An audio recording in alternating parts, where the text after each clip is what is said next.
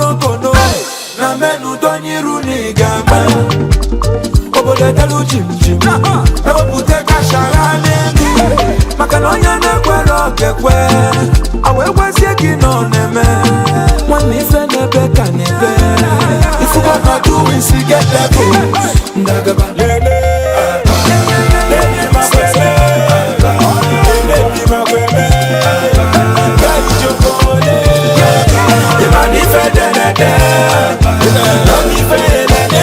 At this juncture, ladies and gentlemen, distinguished fellows, will be going to the next segment of our program.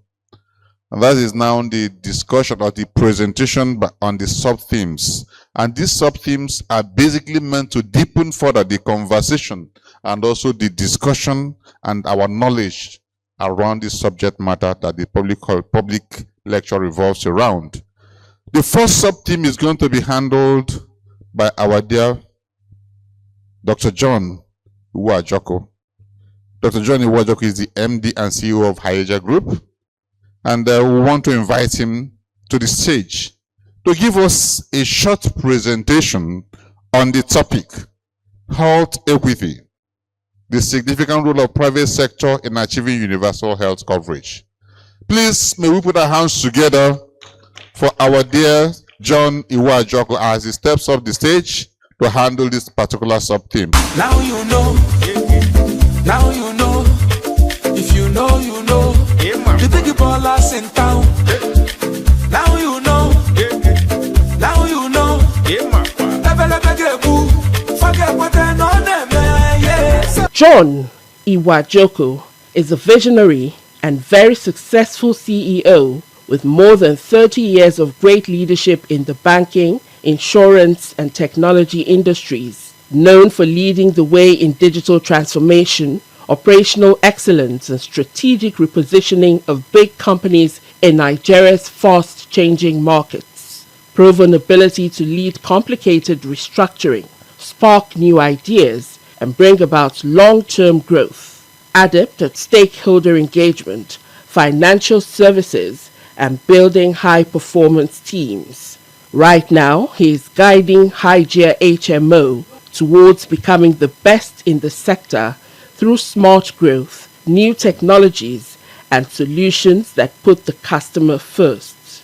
John is a transformative executive with a long history of changing the course of companies, including successful turnarounds and initiatives that were the first of their kind in the industry. He has a strong educational background and is always learning more about being an executive with courses at Harvard, Wharton, SIDE, and Columbia Business School, amongst others. Ladies and gentlemen, it's my pleasure to present to you John Iwuajoku, MD CEO, Hayeja HMO, a speaker at the public lecture of the Board of Fellows, Pharmaceutical Society of Nigeria. All right, good afternoon, ladies and gentlemen. Permit me to stand on existing protocol. Over the next few minutes, I will try to take us through the practical steps to achieve universal healthcare coverage. My boss from NHIA has laid the foundation and has spoken glowingly on what they stand for and what they are doing to help facilitate that. I will further try to deepen that. And, in trying to deepen it, it's very important to know where we are so that it will set a foundation for what we need to do and how fast we need to move.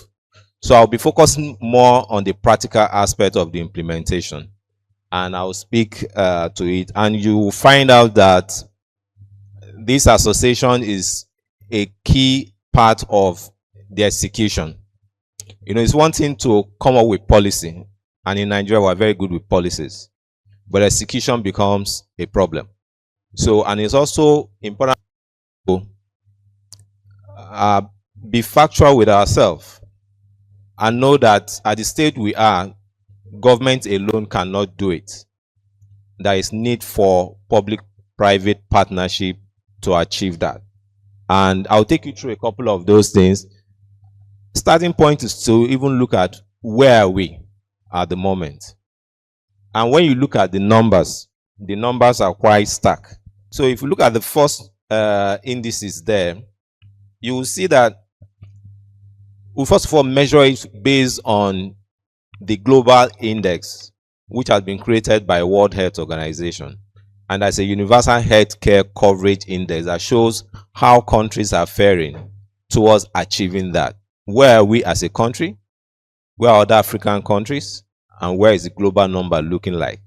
If you look at the number, Nigeria currently is at 44. The index runs from 0 to 100. Now, when you look at this 44, we are lagging behind when you compare with global index by 24 points. That's quite significant. We may say, yes, it's developed economy, so we expect them to be doing better than us. Well, it's understandably so. But how are we faring when compared with the African average? Remember, we are giants of Africa. But when you compare with global average, we're still lagging behind. The global average is put at 49, and we are 44. And like I said earlier on, globally, the global average is 68. So that's a whole lot for us to catch up with. Not only that is the fact that at the government level, the government have set a priority that 5% of the GDP will be set towards actualizing universal healthcare coverage. But as at 2025, 2026, we are close to 3%. So even from a funding perspective, we are lagging behind. So it means that even the target set by Abuja is lagging behind, and that also creates additional problem for us. The next slide, please, will show us further the challenges which have been spoken about also. That over 70% today in terms of spending on healthcare is out of pocket. And that itself creates a whole lot of challenge for families. So you see, most families today are not able to afford healthcare insurance, either by virtue of the fact that they don't understand how it works, which is also a challenge for us, which is also a knock on those practitioners, those of us driving it, that maybe the awareness level is not that high, and the populace don't know clearly how to take advantage of it, and that is costing them a whole lot. So imagine income that is challenged and 70% of it is going to as out-of-pocket expenses. Now, on the mortality rate, while it may have improved over the years, is still quite high. As at last year, we still have over 500 mortality per 100,000 live births. That is quite significant, because when you look at globally, at global stage, most global nations are looking at single digits, but we are still in the hundreds. We've also talked about coverage. We've mentioned numbers. My boss from the NHI have given us 22 million plus. But the truth is that coverage level, 22 million plus over 250 million, you'll see that, you know, the adoption level is still quite low. So as a nation, the adoption level is still quite low. The penetration is still, in some cases, below 4%. And to imagine that in a country of over 200 million, we still have over 130 million that don't have access to healthcare. It's a major challenge. So over 130 million come under the vulnerable group. And when we talk about vulnerable group, it's not people just in the rural areas. Even within the cities, there are vulnerable groups. So we shouldn't look at them as those that are in the rural areas. These are stark realities that we'll face as a nation, and we must come up with practical ways to deal with them. Next slide. Now, if we look at the next slide, like I said, government has a whole lot of things to deal with. And, not standing in for them, the percentage that goes into driving universal health care coverage is quite low. And today, in reality, over 60% of the private healthcare that we have in the country today are privately owned. I'm sure if I ask amongst us here who uses a government facility or a healthcare center, very few people use it. Most of us depend on privately owned hospitals and other healthcare facilities. But the stark truth also is that these healthcare facilities are largely unregulated. So they decide how they want to run their business. They know how much they've invested in those business.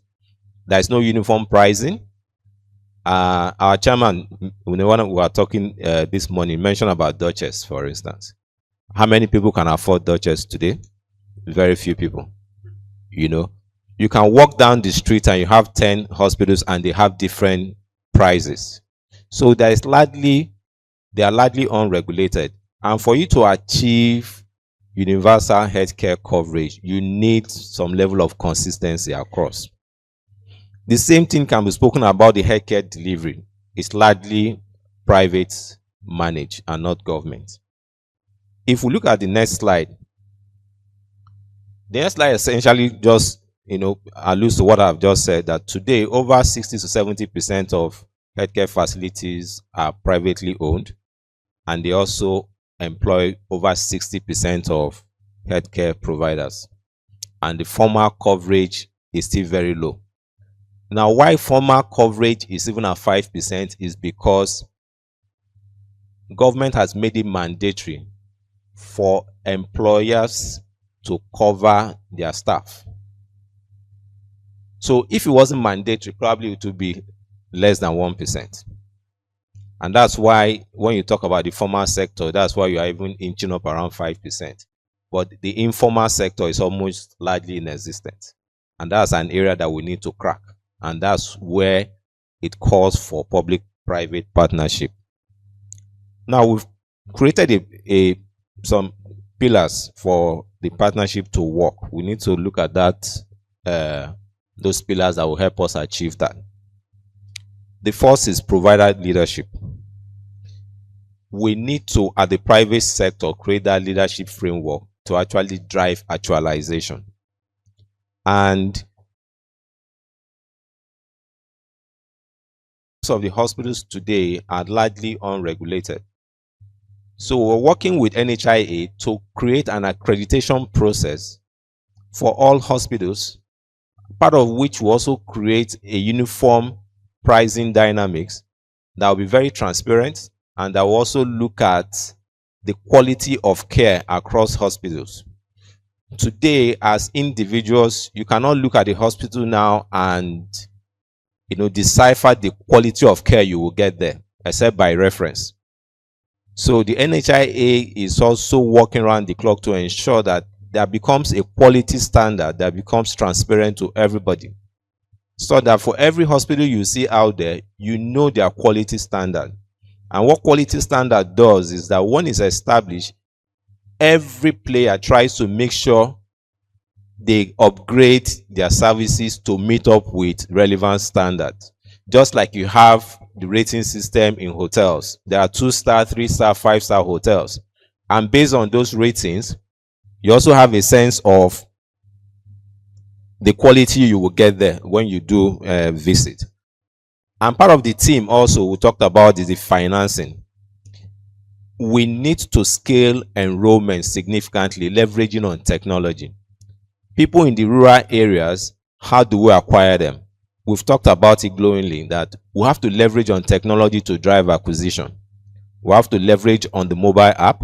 We have to leverage on USSD. We have to leverage on things that are readily available across different parts of the country, such that the ease of acquiring people and enrollment becomes a lot easier and realistically achievable. So that's a critical pillar. Another pillar is infrastructure and public-private partnership. we have come to terms with the fact that the government cannot do it alone. And now we're working with private companies, private entities to drive adoption significantly. It's a radical approach. And I'll also share with us along the line what we're planning to do in that space. This association also plays a key role because in the process of, in the service delivery chain, you find out that just like NHIA did mention, that there are different levels of satisfaction along different chain. That when you move from the doctor and you move to the pharmacy, it seems that the experience or satisfaction level drops. What needs to be done to ensure that happens? Part of it is drug stock out. There is no drug. You have situation in terms of even quality of drug, availability of drugs, and even the logistics around drug, which is part of the thing the association needs to look at critically. And we'll also share part of how we need to do that. Driving, next slide please. Driving the campaign is not just within the city, it has to go further down to the rural areas and have simple ways for people in the rural areas to access care easily. Part of the thing is for us to also drive that awareness. So part of the infrastructure we need to create has to be things that are relatively affordable by all the populace that we have. One of the things that are driving these growth numbers now is telemedicine. Telemedicine infrastructure actually gives you opportunity to speak with a doctor with extensive clinical experience that can engage you, identify what the issues are, and also prescribe medication. And the telemedicine infrastructure that have been created today is actually toll-free because we are mindful of the fact that people have challenged income. Because if you have telemedicine infrastructure and ask people to call, one of the things you are going to have here is, I don't have airtime. But telemedicine today is toll-free. So it means you can call whether you have credit or you don't. Another thing we've done around that space is wanting to call a doctor and the doctor prescribe medication. So what happens next? How do you get the drugs? And that's why we need to drive enrollment. Because when you drive enrollment, it means that beyond just being able to speak with a doctor, the telemedicine framework is now stitched with the pharmacy, such that the drugs can be prescribed and it is pushed to the pharmacy and the pharmacy can have it delivered to you. And that's what happens in the HMO space right now, such that you don't actually have to live where you are, but where you are, you can actually have access to a doctor, have the drugs prescribed, and have a pharmacy leveraging on a delivery system to have you get the drugs. And all these are done within that HMO space. So when you make that investment within the HMO space, even when you are out of pocket, you can get access to care. And it's not just getting access to care, you can have that drugs delivered to you. So that ecosystem exists today, and we need to continue to expand it. While it works efficiently within the urban areas, it still remains a challenge in the rural areas. And that's one of the areas where your society plays a key role. Because most of the manufacturing powers that we have today are situated within the urban areas. But we need to work together to have such presence to now begin to permeate the rural areas if we truly want to grow our index on universal healthcare coverage. Today, it works seamlessly in Lagos, it works seamlessly in major cities, but the moment you move into the rural areas, it becomes a challenge. And that's one of the things we are trying to deal with. Next slide, please. So I'll run a bit faster. And to achieve universal healthcare coverage, we need to leverage on existing infrastructure. Today, we don't have a single means of identification that is universally everywhere, and it's critical. Because for government to be able to look at it, for major players to look at it and know who has access, who can utilize, and what kind of support can be provided, everybody must be uniquely identified. But today we don't have a single framework that does that. So what we do now is to leverage on available ones. What we have now is BVN, because generally if you have a banking account, you have a BVN. Then you have the NIN, even though it doesn't achieve 100% coverage, but at least it goes a long way. So at the healthcare plan, what we're also doing is to integrate a unique identifier into it so that the entire populace, as much as possible, can easily be identified and intervention can be made. And when people do access care, data, just like NHI has spoken about it, data which is critical, you're able to harvest this data and make effective planning in terms of what kind of drug is required in different areas. You really cannot plan and you really cannot execute if you don't have robust data. So this ecosystem that has been built now, starting with identification, going into the administrative and claim management, because HMOs don't own hospital facilities, but they leverage on those hospital facilities to provide care and to also drive the claim process and ensure that they are paid. And we must be able to measure the outcome. It's not enough to carry out this thing, but we must be able to measure the outcome and know how to continue to intervene. Next slide is, today we also have different NGOs, different agencies supporting different initiatives in the country. So we need to move from just creating framework to become outcome based. And one of the things we are doing in that space is to ensure that government facilities come under the supervision of private management. Because what you see is that if you look at most government facilities today, either they are not properly run or they are practically closed. Most of the healthcare centers we have in the country, most of them are not working. So part of the initiative we are driving is to engage different private entities to take over the management of those healthcare centers, working with government, where they will make significant investments into those healthcare centers. And based on the outcome and based on the performance of those healthcare centers, the government will reimburse them. So it becomes outcome based, not based on the fact that you've invested. If you have invested and the outcome is not showing, you don't get reimbursement. And because it's outcome based, you will get a better output. And so that's what's driving that level of investment. And we expect this to grow significantly. Part of the strategy of the group is a test run in Lagos, which has been done. Next slide.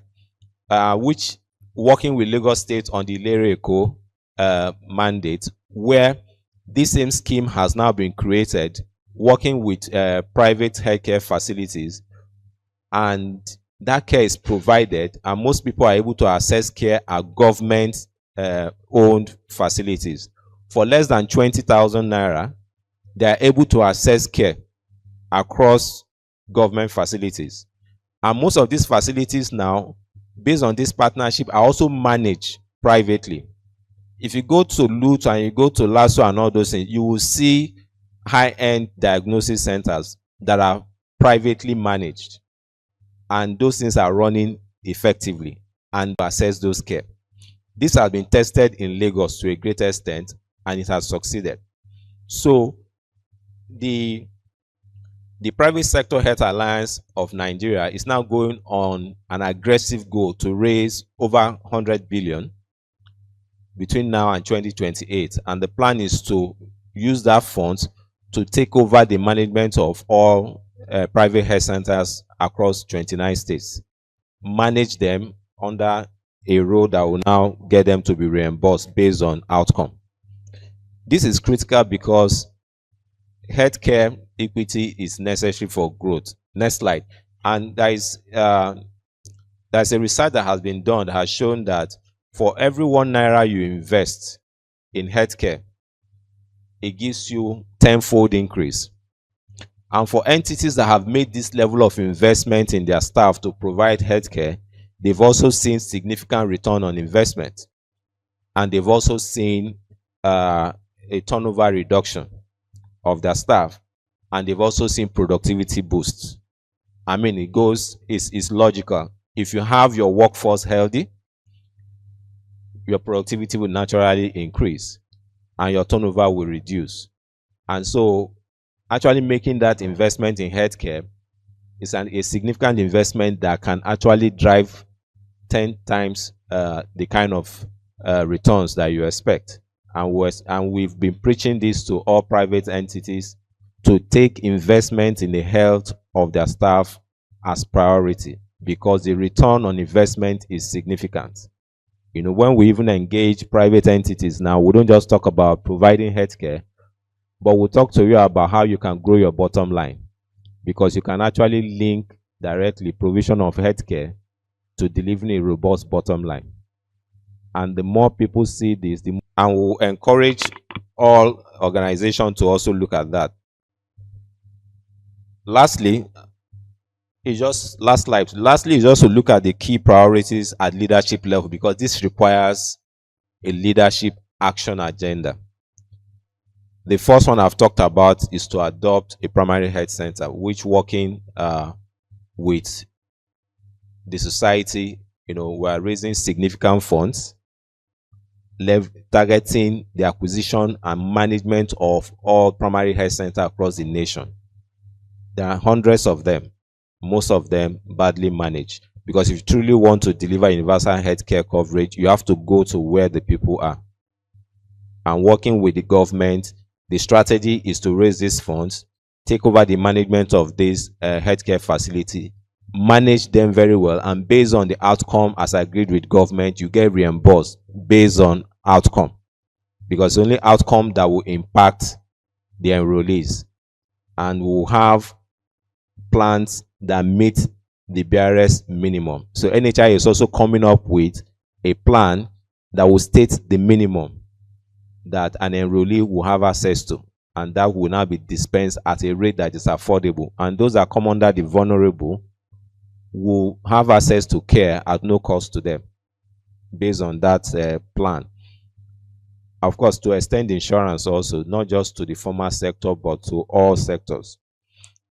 Health tech is also an area that is coming up strongly, because for you to drive more utilization, for you to drive enrollment seamlessly, you need to continue to grow health tech so that people can have access and they can actually onboard seamlessly. A key thing we have also pushed for is tax exemption for investment in healthcare. There are quite a lot of institutions that want to make significant investment in healthcare. So part of the mandate we are, pushing government for consideration is to grant them tax break, so that this level of investment can be made. Because the state of things now is such that for us to really move into the double digits, there has to be significant investment. And if you don't have some level of tax break for people that are going to make this investment, it's going to be a challenge. And we're making headway in this, and also working with NGOs. Also, we expect to achieve this. So I think the key takeaway today, the last slide, is for us to challenge ourselves. We are all in the private sector, but today the private sector is not a stakeholder in Nigeria's universal healthcare coverage. It's practically left to the government. And the more it's left to the government, it's not achievable. Because the private sector today will own majority of the infrastructure, we employ the most of the workforce, and we are the most scalable engine for innovation.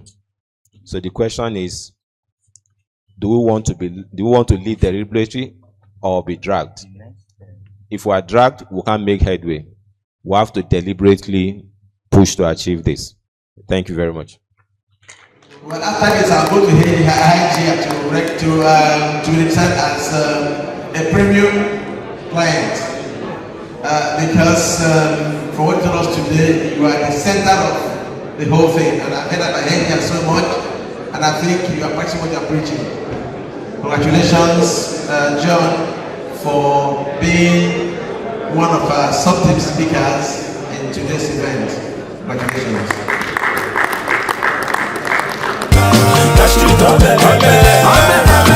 If you gonna do it, see get level.